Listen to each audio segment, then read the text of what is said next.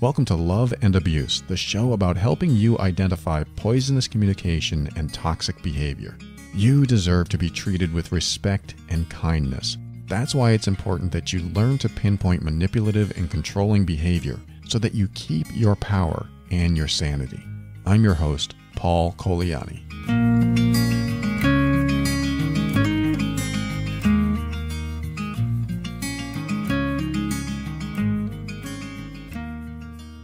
I want to welcome you to another episode of Love and Abuse, and today I want to discuss isolation.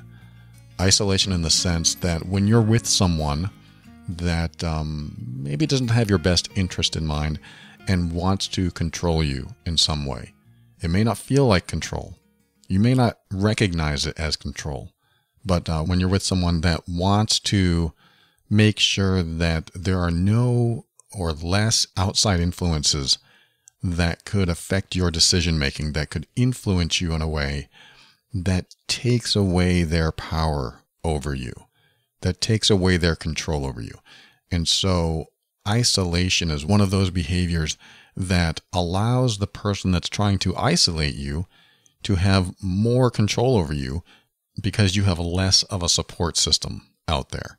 And a good example of this is the couple who is married and one spouse is more controlling, more dominating, and emotionally abusive or whatever they're doing and wants to control the other spouse. And what they'll do is come up with ways to isolate them from friends and family and support structures.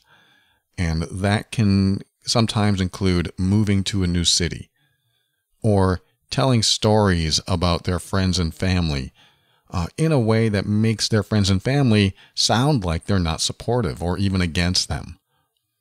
And so we have to be careful when we meet someone that says anything about someone else in your life that seems to want to isolate you from them. Now, here's the tricky part. What the controller will do doesn't always appear to be malicious. It doesn't appear to be unkind. In fact, often the isolator will appear to be very supportive of you, very loving, wanting the best for you, seemingly having the best intentions for you. But in reality, what they're doing is purposefully isolating you so that they become the only influence and support structure in your life. And they do this because, whether they're narcissistic, whether they just want to control you for other reasons, whether they just have these controlling tendencies, they may not have learned how to have a healthy relationship with someone. So they think that because you're in their life, they now possess you or own you. And there's a reason they want to control you so that you don't get influenced by anyone else to enjoy time with other people. And this could come in a negative way or a positive way. In a negative way, it might be they get jealous of you hanging out with anyone, just friends, even family. They get jealous, they get possessive, they want to know where you are, what time you'll be home. And sometimes when somebody asks you what time you'll be home, it's a perfectly legitimate, normal question.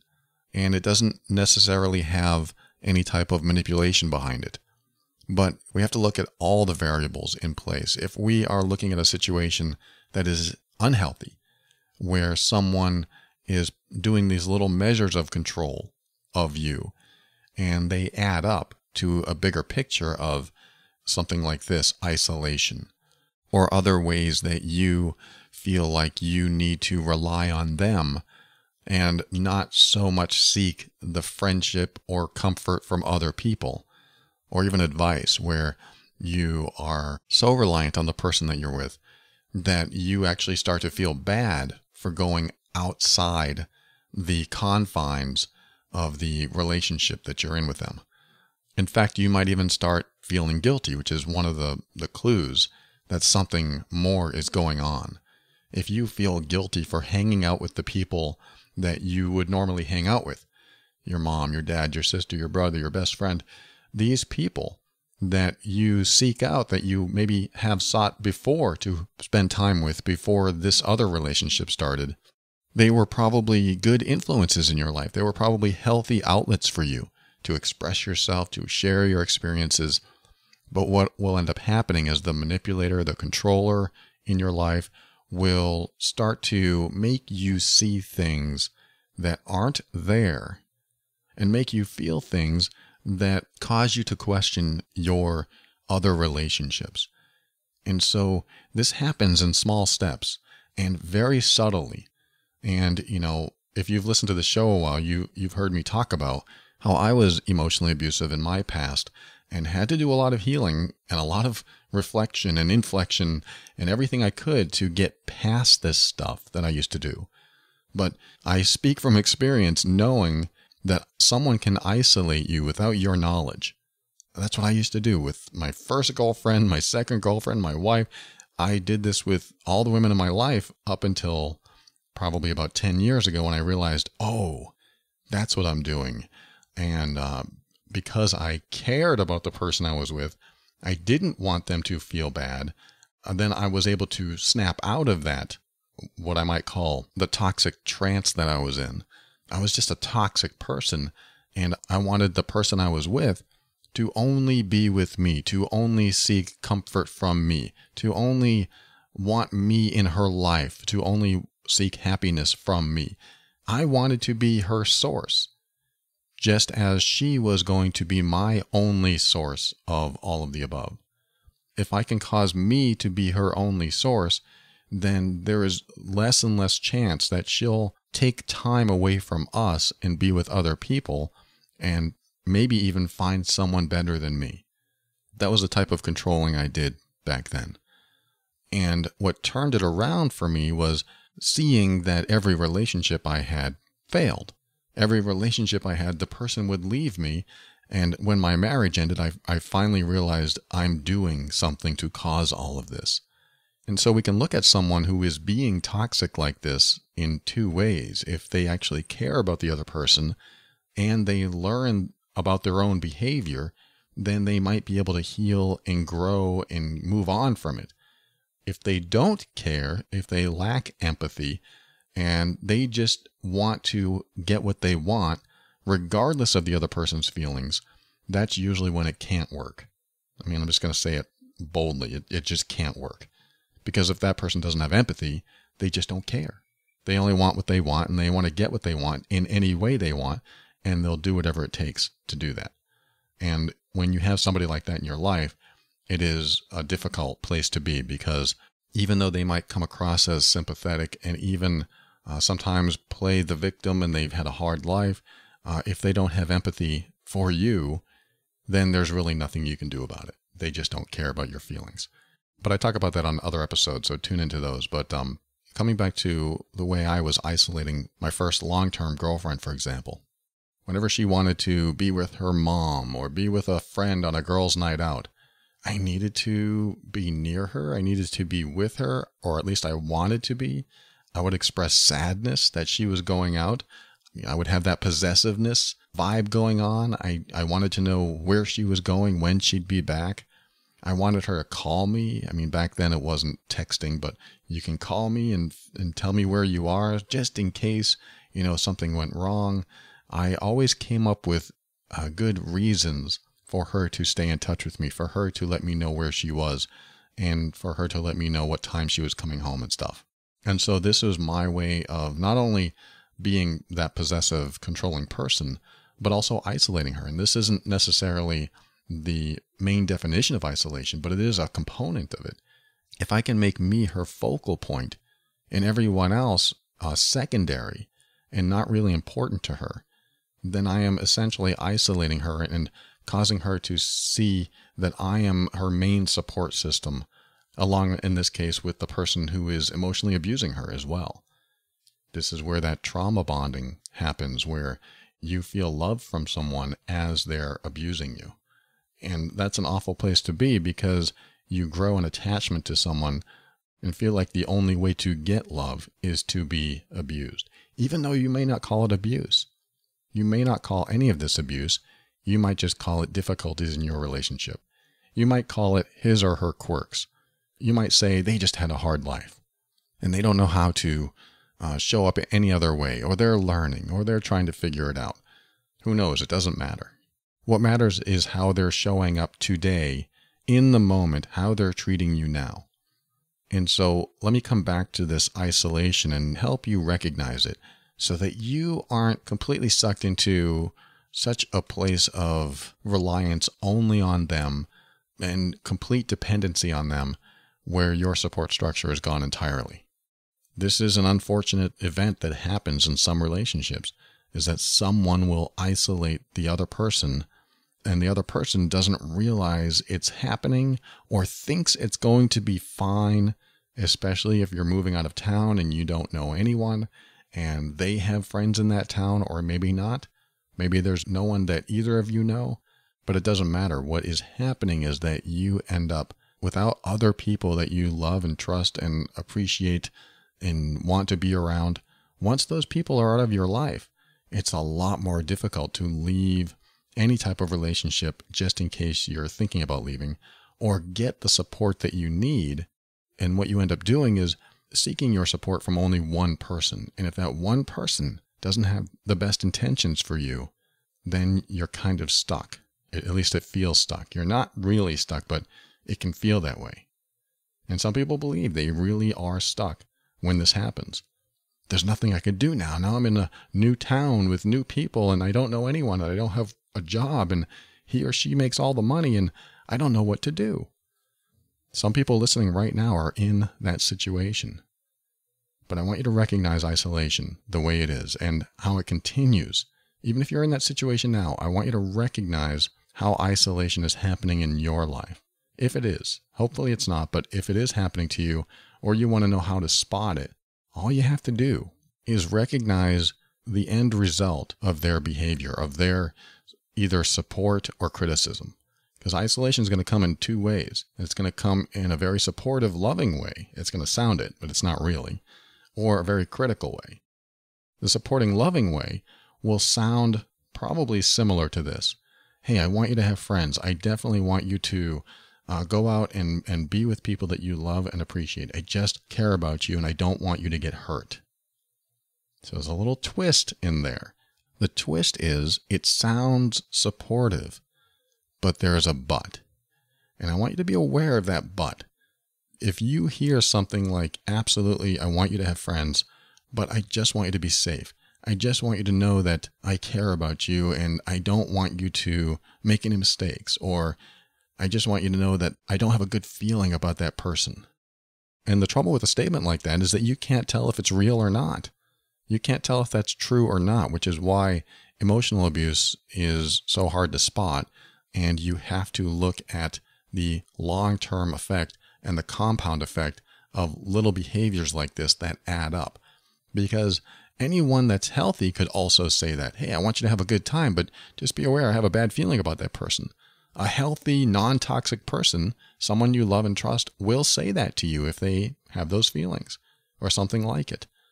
But if you look at it in a bigger context and you're told things like that that cause you to have doubt in other people because the person that you're with is being controlling or manipulating and you don't know they are, you look for little behaviors or comments like that that cause you to feel a little less trusting of other people in your life.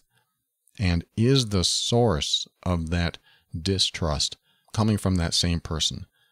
Because if it is, you could be looking at a small component of isolation where they're starting to make you feel a little different, a little less trusting, a little less positive about these people in your life. If you find that this is happening with more and more people, and the source of it seems to be this one person in your life that you love and trust, and of course they have your best interest in mind, because otherwise why wouldn't they say that? You have to be aware that when they're doing this, they're either trying to isolate you, or they're projecting their own fears into your life and making you behave in ways that they would behave if they were in the same situation, which is still emotional abuse either way. But you have to be cognizant and observant enough to understand that, hey, wait, these people aren't showing up that way for me, or if they are, then you have to assess that. Don't let a third party assess that. You assess how these other people are showing up, because it's time for you to be observant, and figure out who really has your best interest in mind. Again, emotional abuse is one of those subtle compounding situations that without the bigger picture of the other times you've been manipulated or controlled, you're not going to be able to see it from moment to moment, typically. You won't see it in the micro interactions that happen day to day, but you'll notice the patterns, you'll notice the trends. And when you notice the trend, you can start to pull back and look at it from a bigger picture to understand what might be happening. So with isolation, what you're looking for is behaviors from someone else that seems to steer you away from your existing support structures, from your existing environments, especially things, places, and people that you like. Because if you like other people and other situations and other things, it might feel like a loss to the person who's trying to isolate. It might feel like something is being taken away from them. So they want to control your world so that they feel like they are the only ones that you come to for love and support and happiness and everything else. So remember, isolation can come in the form of what seems like supportive, kind, respecting, loving statements. You just have to be aware of what outcome will come from what those statements are. And what I mean by that is, again, looking at the patterns, looking at how your relationships have developed over the months and years while you've been with this person. If your other relationships outside of you have become more and more distant, and you've become less and less connected with those people, and more especially dependent on the person that you're with, there might be some isolation going on. And like I said, isolation can come in those positive ways, but it can also come in negative ways. It can also come in a way of, you need to stay away from that person. I don't like that person. I don't like that job. I don't like when you spend time with your mother because XYZ. And this can be on a very verbally abusive scale, where the person trying to control you, trying to isolate you, wants you to know that if you do these other things, if you spend time with other people or go to other places, that you're causing harm to the relationship. You're being rude or disrespectful or even mean to them. Because look at what you're doing to them. They make it about them. Instead of supporting what makes you happy, they make it about how you're putting them down or making them feel bad. Basically, everything that they're doing in a subtle way to you, they blame you for doing in a direct way to them. So be aware of this too. If you feel this critical vibe coming from them and it ends up isolating you from other people, this will give you the bigger picture of what is really happening. And this is usually easier to spot. The negative approach of isolating you is a lot easier to spot. However, if you have already been broken down enough that you feel guilty or embarrassed or ashamed about your behavior because they've planted those thoughts in your mind, then it's a lot easier to just criticize you and keep you feeling like you need to depend on them and not see other people, not talk to other people, not be in the environments that you're in, so that they keep total control. If they're in total control, then you, as an extension of them, are doing exactly as they want you to do. You don't want to be in that space. And if you're in that space now, start reestablishing your support system. Start reestablishing things that you want to do for you. Because really, the bottom line is someone who really loves you, someone who really supports you, is going to want you to do things that make you happy.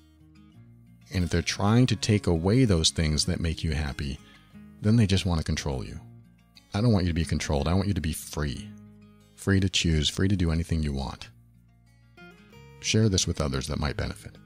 Love and Abuse is the official podcast of the Mean Workbook, an assessment and healing guide for difficult relationships.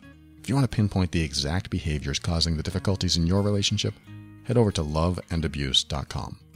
If you've already purchased the workbook and you want to join a private Facebook peer support group to connect with others that are going through a similar circumstance as you, send an email to paul@loveandabuse.com and tell me the email you used to purchase the workbook.